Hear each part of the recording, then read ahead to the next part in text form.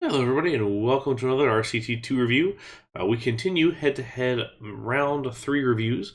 This is match 2, featuring the manual laborers versus the tile inspectors. We're going to start with the tile inspectors park. This is Papillion Valley, which, if you know your entomology, Papilio is a genus of butterfly, as you can see here on the tower. Well, let's pick up these two coasters here, since this is the kind of the middle focal point of the map. So we've got a flying coaster and an inverted coaster. It's kind of a cool mix. Dueling their way down the mountainside. Definitely unconventional layouts, not super realistic, more so just good flow to them, with some cool elements to it, like the pretzel loop there with the other rolling through it. 0G roll through the loop, that's pretty neat. Up here to a little bit too short of a mid-course brake run, but nonetheless, this is a cool element here where the corkscrew wraps the kind of half loop there, and then we'll wrap around to the back and see a couple of little details over here. Definitely a cool way to do the dueling coaster with the non-synced lift hill. Reminds me a little bit of Mowbray's Illusions from Head-to-Head 8.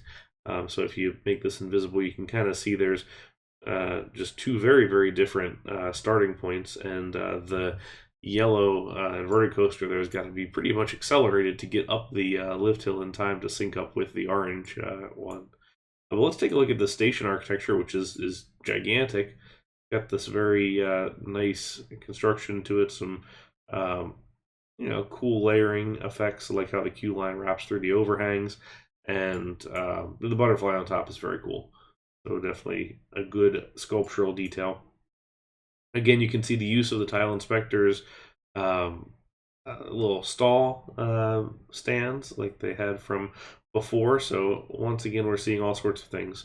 Well, now that we've gone through that, let's start at the beginning. Let's start at the park entrance here, which enters into this very sort of gingerbready yet almost fantasy German half timber esque, with the real steep roofs and the nice little detailing. What I like about this is just all the little ground details that we have through here with the tulips and the flowers and everything. Just really pleasant atmosphere as you come into the space. It's very nice architecture. I don't think I said who built this one yet. So this is 40% Big Shooter Gill, 40% Kumba, 18% from Evadine Commuter, and 2% from Biohazard ZX. And this, right off the bat, you can tell is very much a Big Shooter Gill speciality. He does very nice architecture in this sort of style, which definitely fits the look of this sort of park. Big cool custom ride here with the Ferris wheel, the windmill, or not the Ferris wheel, could be a Ferris wheel, but the windmill. The windmill blades are really nice, and then using all the other rock work that we saw also in Seven Liberal Arts. So we go out of the little village here and into this the portion of the valley here, I guess. You've got this fantastic kind of overgrowth, lots of these tall grasses, and then of course the butterflies flying everywhere, as you'd expect from the name of the map. Just lots of really fun details here. We've got a butterfly garden maze. We've got this custom vehicle, dragonfly spinning ride, themed around a tree, with all sorts of details hanging down.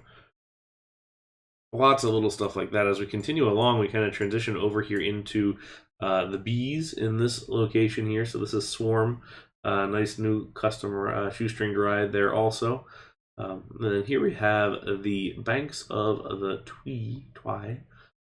This is a rapids ride that has some really cool details. The first thing you'll notice is the little speech bubbles, and you'll see those throughout the entire thing with the peeps on the side. So really fun detail. Encourage you, if you download the park, to go through and read all of them. They're just a lot of fun. They tell a nice story of the map itself. But kind of cool to see all that come together. This is a pretty substantial rapids ride too. It's got this great drop here at the end. You've got some cool details, like here we have this frozen Enterprise on its side for a spider web. So you get the spider there in the middle, which is pretty neat. Love this lift hill here with the magical transportation fog, as you can see as it comes on up and then through the space. Lots of cool little vignettes, a diagonal drop, um, just a lot of really nice detailing and cool elements within the overall space. There's definitely plenty to see if you spend some time and dig around through this section. We've got our curved station here as well. Trying to use a lot of diagonals, so you can see there's this diagonal bridge across, and then if you look over here, there's this diagonal staircase, which has a nice pattern to it.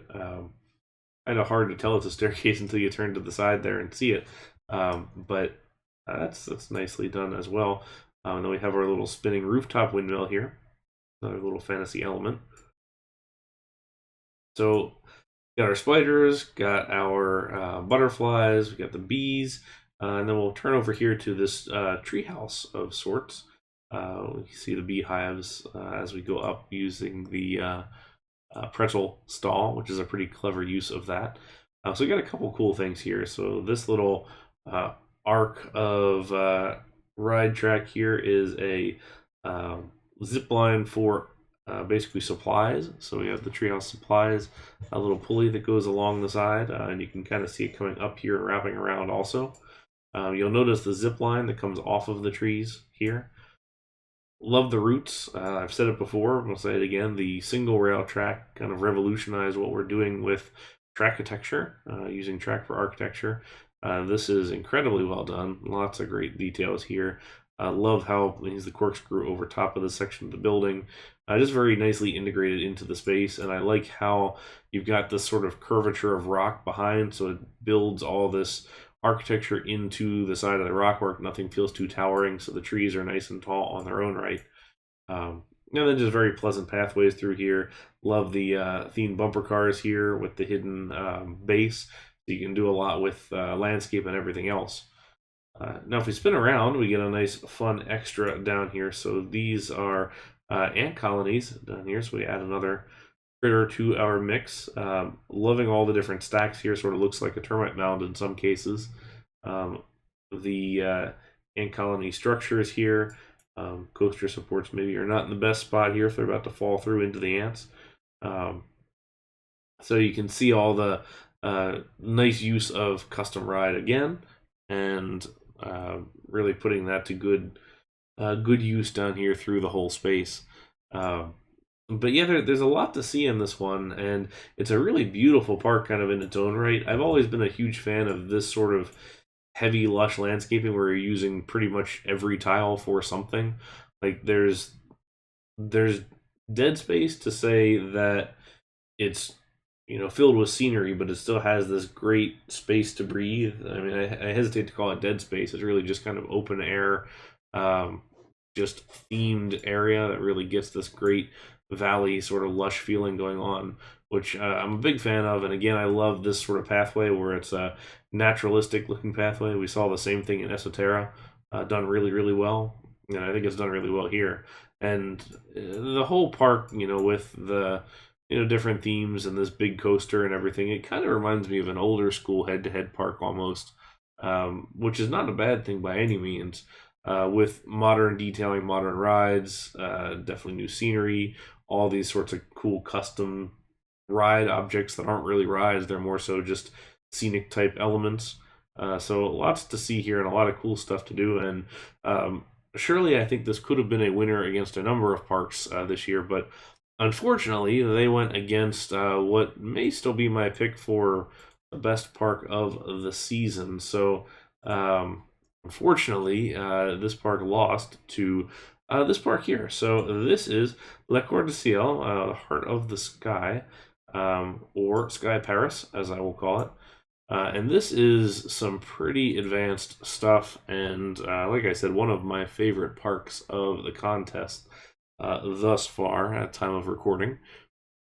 So this was 55% Pacific Coaster, which, looking at the architecture, I think is pretty obvious. 30% by Suarmat, which is a pretty cool thing to see a more newcomer to New Element showing his skills. And Zizkor with 15% also. So these three guys knocked out one hell of a park. Let's take a look. I can already tell you I'm not going to pick up on all the details because there's a lot to see and a lot of really cool stuff that works together incredibly well. So absolutely download this park and see for yourself. I will provide a download link in the description below. So we start here with this very cool steampunk-esque gunship, I guess, the Augusta warship, in our hangar here. Nice, cool stone hangar. We got the Paris nomenclature right there as we come along in. You'll notice at the center, this is, as you may recognize, the top of the Eiffel Tower. So I guess it's to be figured out if this is meant to be a recreation of that or if this is just the top that's now gone up into the sky or whatever. But we've got these really cool spinning elements down here. So we're actually just using the Tenacross B&M dive coaster, no modifications to it, and the jet skis in a big long chain spinning around at high speeds. And honestly, I kind of love that it's not a custom ride, it's not a custom scenery piece, it's not anything more than just using the existing, painting it black and turning it up real fast. So it's a great look without actually having to do anything brand new for it. Sometimes the existing stuff is actually the best method. So in this whole port area, you're going to have a lot of different cool stuff. Love these gears that are sticking out the sides of the building, giving it some movement. You've got this really kind of nice browns and blacks in the architecture standing out from the night palette here. And then that really allows the greens, the yellows, the reds, and all the different colors to stand out against it, which really makes, I think, all the details pop throughout the whole space. So in this dock area, you've just got a lot of different like ships, and there's a sky train of some kind here, and we have all these like runway lights and neon flashing things throughout. So here's our first coaster. This is a flying coaster. It's launched here through the space, but we can watch it just a little bit here as it comes into the brakes. We'll wait for that next cycle here as we go around. But if you look at the layout itself, kind of launches out through this roll and then this big dive down underneath the structure, up and around, kind of wraps throughout the space. Really hugs the buildings well, integrates into the space incredibly well. Cool custom supports. Really like how we've got not only the little fan scenic pieces and all of those here, but also the kind of traditional columns and some of these lattice things. So it's really kind of foregoing any standard detailing that you might expect, like with the B&M supports that you would see on a lot of these kind of rides in RCT, and doing some pretty cool, unique stuff with it. Sawtooth, like warehouse type building, is really cool with these open doors that we shoot through in the corner. But lots of nice details there. We'll go this way next. We got our custom Ferris wheel here. If you'd like to learn how to make this one, it's the first one in my series of the hacking tutorials, which you can find a playlist for. So we get into this section, which kind of reminds me actually of Epcot's France section, which I guess means it just reminds me of France. So lots of cool building details, including this guy who's entirely on the diagonal and looks surprisingly good while doing it. I think one of the challenges of diagonal architecture in RCT is that there's a lot of limited pieces, but to be honest, this one has enough interesting stuff on it that it exists without looking rough and without really having other buildings around it to help kind of distract your eye. I think that tends to have been the method in the past, but no longer. With a good architectural builder, you can do some pretty cool stuff with it. So we've got lots of these great French buildings, lots of the nice little details. We've got the Art Nouveau glass and green steel, and then we have this coaster throughout. So this is Skyline. This is a little Intamin Megalite type coaster, which reminds me a lot, and I forget what he called it, but I don't know if you watch Silverette, who's among other things, a planet coaster builder. He did a design like a floating island with a steampunk type feel and fans and things. with an Intamin coaster kind of similar to this. So that's sort of what this reminds me of as well. Beautiful, beautiful layout. This is definitely what I would expect to be a Pacific Coaster layout. Also some cool details here, using the single rail track underneath of the Giga track to give it that thickened spine, make it look a little beefier, and really just give it that extra little bit of detail that certainly helps. Very cool supports here on the drop or the lift itself. Kind of nice Intamin style arch supports as well. We've got the cool fans supporting this entire first drop section here and curve around it. And then just a couple more different levels here. So there's a Metro sign up top with the staircase that goes down and wraps around. These lamps are super neat. And I love just the little festoon lighting, all this great signage. So you got your blade sign, your standard front-facing sign, and just a lot of really nice, really cool details within the whole space.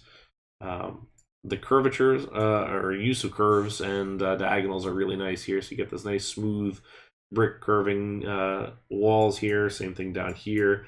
Also down here, which lets you bring in the monorail track for the curvature also. We're seeing a lot more of these types of scenery pieces, which are really helping to break the overall grid.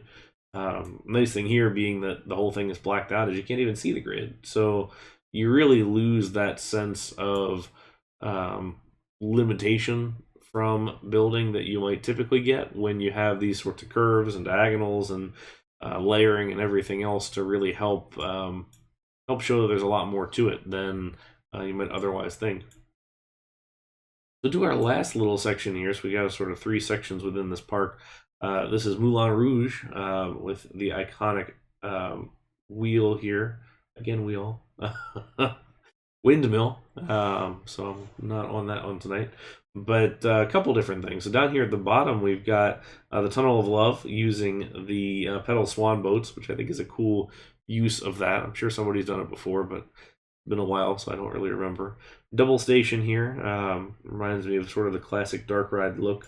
Love this sort of back of house type detail here with the generators and the kind of electronic switchgear looking stuff.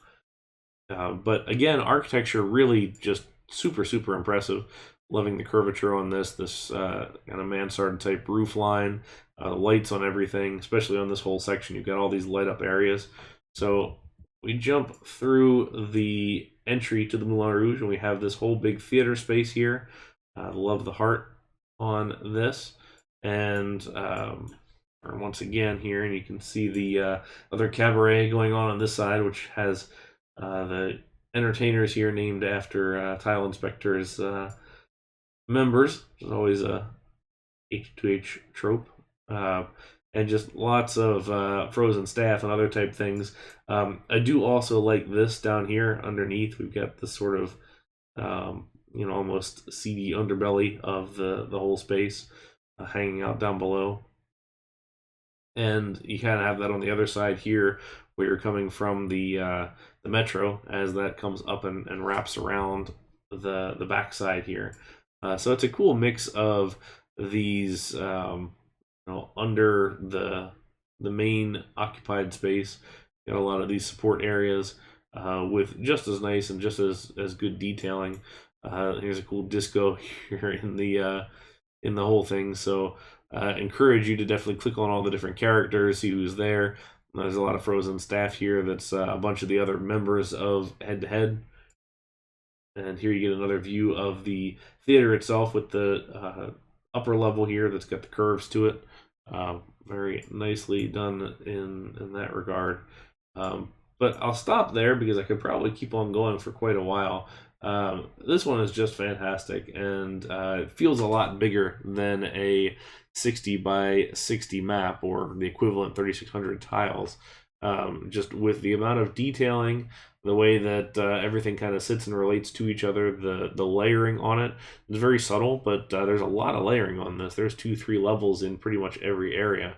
Lots of rides squeezed in there too, 2 really, really nice coasters, some support rides, and just lots of cool type storyline clickable details that really set this apart to what it is. But I encourage you to download both parks and take a look at them because they're both equally worth viewing in their own right. But definitely take a look and see for yourself, and let me know in the comments which ones you guys prefer. So that's it for round 3, match 2. We will be back with round 3, match 3 here coming up soon, and that will wrap us up and take us to the next match. So until next time, thank you guys very much for watching, and I will catch you in the next one. Bye now.